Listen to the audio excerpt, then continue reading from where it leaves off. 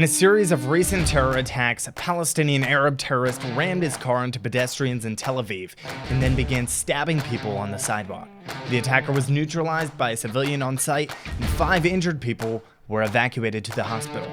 The day before, a 16-year-old Palestinian stabbed a Haredi Jewish man in Bnei Brak before being arrested. Thousands of protesters attempted to block access to the Tel Aviv airport, but the police intervened and made dozens of arrests, shutting down the protest. On a surprising note, Hamas reportedly stopped a rocket from being fired at Israel after sending forces to prevent disturbances along the border. All this and a lot more right here on today's show. I'm Justin, and this is the Israel Guys.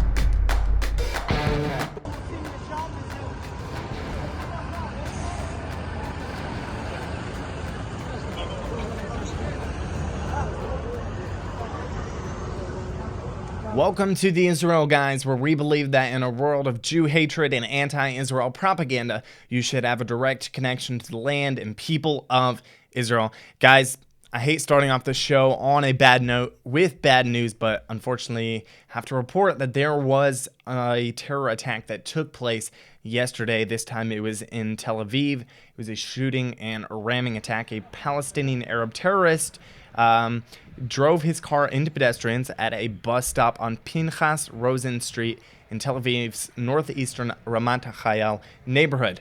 So he was driving out, he rammed his car, as you can see in the video, he rammed his car into the bus stop just outside the restaurant there, and then he actually got out of the car, he had a knife, and he attempted to stab people on the sidewalk.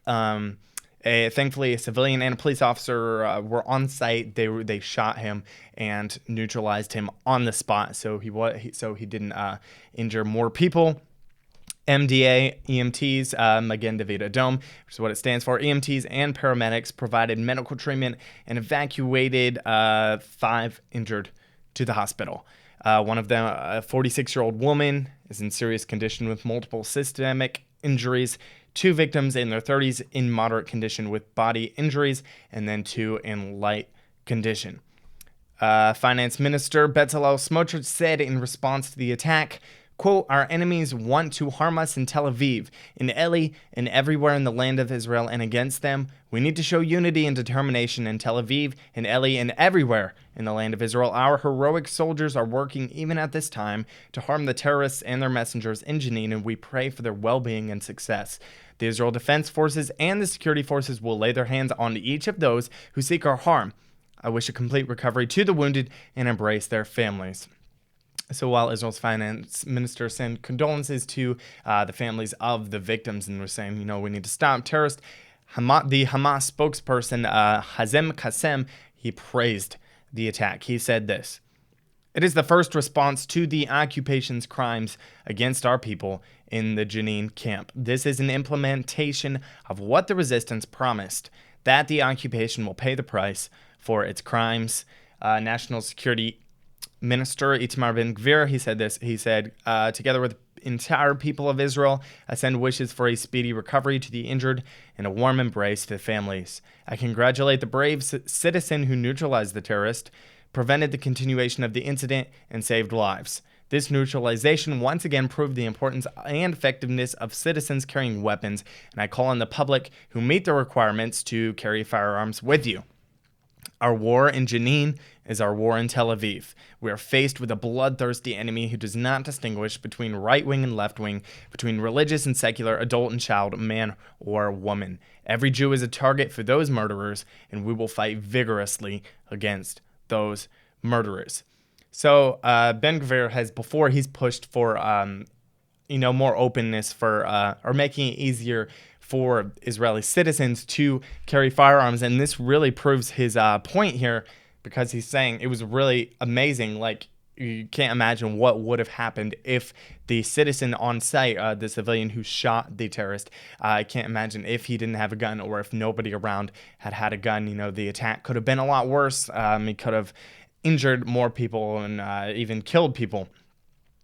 And Ben Gvir is saying, kind of like what Smotrich was saying, The war is over the entire land of Israel. And really, this is why the IDF is going into Jenin. No, they're not just going in to make a random raid into a Palestinian village to, arrest innocent Palestinians, like, unfortunately, most of the mainstream media and social media users are saying. This terror attack and another terror attack, which I'm going to talk about in just a second, are the reason that the IDF is going in and doing these specific strikes in Jenin and taking out terrorists.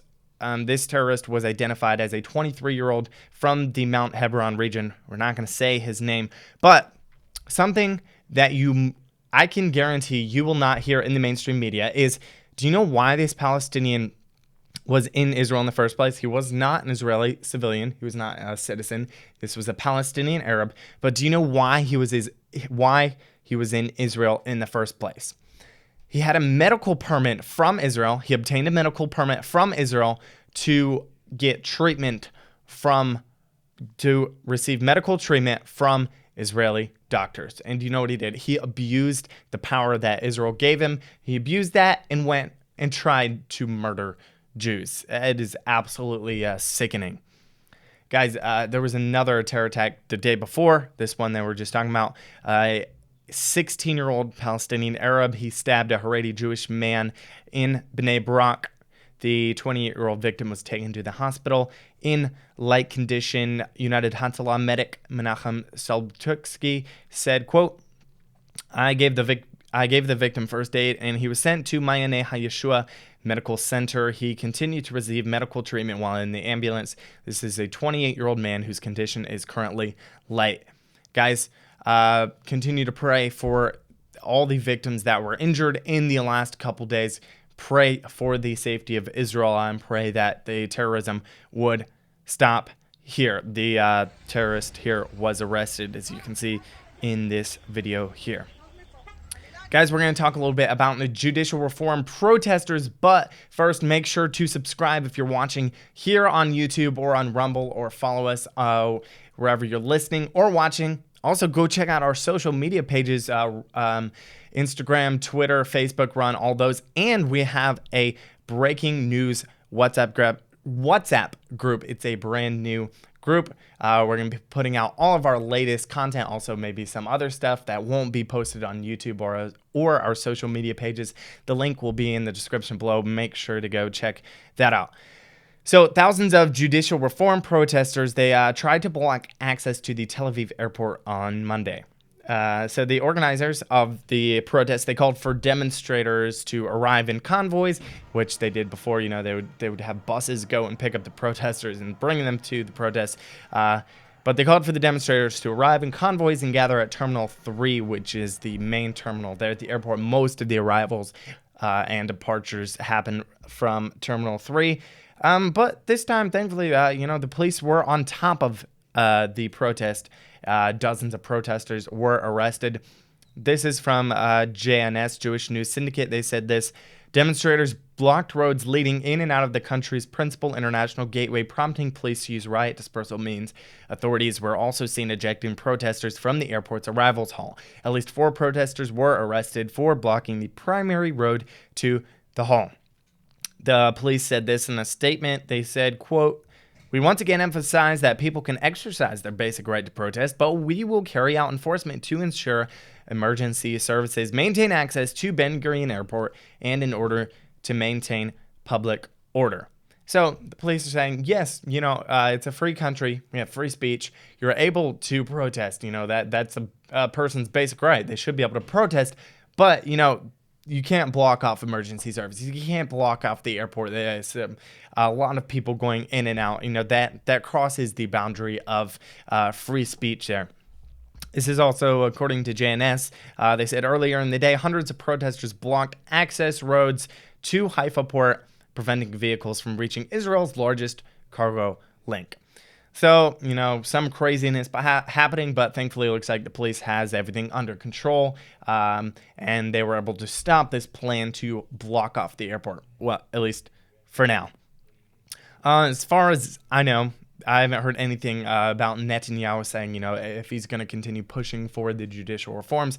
I don't think he's said much since he originally caved to the protesters a few months ago. But we will keep you updated. Are you ready to experience the power of prayer like never before? Introducing the Israel Bible Book of Psalms, Pray Like David Edition. Picture this. The first ever book of Psalms in Hebrew and English with a complete verse-by-verse English transliteration. You'll be able to read, pronounce, and understand every Hebrew word in the Psalms. That's over 30,000 words. Dive into the Psalms, walk in the footsteps of King David, and pray with renewed passion and understanding. With the Israel Bible Book of Psalms, get ready to pray like never before. Click the link in the description below to get your copy today. Guys, look at this video. I just think this is really sad. It's Palestinian Arabs vandalizing Joseph's tomb, which is in Nablus or Shechem. It's close to where we are here on the Mount of Blessing. They went into Joseph's tomb, and unfortunately they just started vandalizing. They broke the lamp that was in there that's supposed to be burning all the time. They were like messing up the walls. This was Monday night. It's very disrespectful. They went into this Jewish holy site and were vandalizing the tomb. The head of the Samaria Regional Council, Yossi Dagan, is reportedly in continuous contact since the report of the vandalism with the commander of the Samaria Brigade. Dagan said this. Once again, we discovered that only the state of Israel and the IDF can protect Joseph's tomb, one of the holy places for the people of Israel. He's saying, the Palestinian Authority, they're not protecting the tomb. They're doing nothing to stop these Palestinians from vandalizing the tomb. He went on, the abandonment of Joseph's tomb by Ehud Barak 23 years ago was one of the cowardly and irresponsible acts committed by the state of Israel. Time to correct it. The terrorist Palestinian Authority will not be the one to guard the holy places of Israel. It's true. It's really sad that, it's under Palestinian Authority control. And so, sadly, a lot of times these holy places are not respected, obviously, because, the Palestinians, they want to wipe off any trace of Jewish history to this land. So, of course, they're going to go in and they're going to try to vandalize these areas. And Palestinian Authority does nothing to stop it.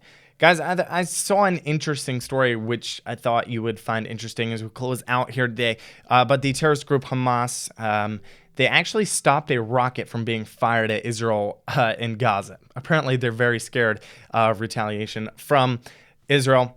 This is reading from JNS. Hamas deployed its border guard forces to prevent disturbances along the border with Israel on Monday, a Palestinian source in Gaza says. The source added that the terrorist group has already thwarted an attempt to fire a rocket at Israel. So apparently they're trying to keep calm, and they're saying, guys, let's not fire rockets. Let's try to keep it calm right now so Israel doesn't do what they're doing to Jenin, so they don't come in and strike different areas there in the Gaza Strip, like strike different terrorist sites. Later on in the article, it said the attempted launch was in the area of Beit Hanun in the northeast part of the Gaza Strip. The source said the Israel Defense Forces is preparing for the possibility that Gaza terrorist groups will fire rockets and raised its level of alert along the Gaza border. Israel warned terrorist groups not to escalate the conflict. So apparently right now, Hamas is not interested in a conflict with Israel, in a escalation with Israel. Guys, remember to subscribe. Let us know what you think in the comments below. Make sure to check out Israel 365's Book of Psalms. You can check out the link in the description below. As always, tune out the fake news and tune into what is actually happening here in the land of Israel. We'll be back every Monday through Friday with your direct connection to the land and people of Israel.